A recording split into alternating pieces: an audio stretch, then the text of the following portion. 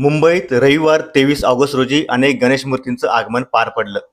रस्त्यावर गर्दी होती, गणरायाच्या मूर्ती होत्या, मात्र नेहमीचा ढोल ताशांचा गजर नव्हता, जल्लोष नव्हता.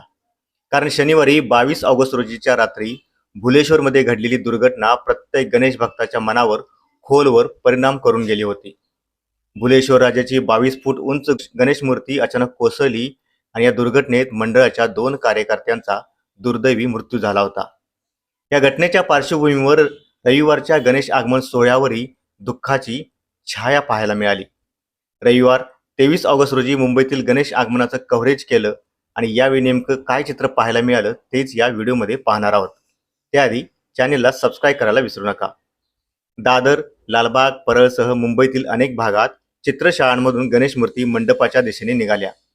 चांदिवलीचा राजा, खेतवाडीचा राजा, खेतवाडीचा लंबोदर, माझगावचा राजा अशा मोठ्या गणेश मूर्तींचं आगमन झालं. मात्र यावेळी वातावरणात नेहमीचा उत्साह जाणवत नव्हता. गर्दी होती, गणेश भक्त होते, पण अनेक ठिकाणी आगमन सोहळा हा अगदी साधेपणाने पार पडला. आता पुढील रविवारी म्हणजेच 30 ऑगस्टलाही मुंबईत अनेक गणेश आगमन सोहळे होणार आहेत.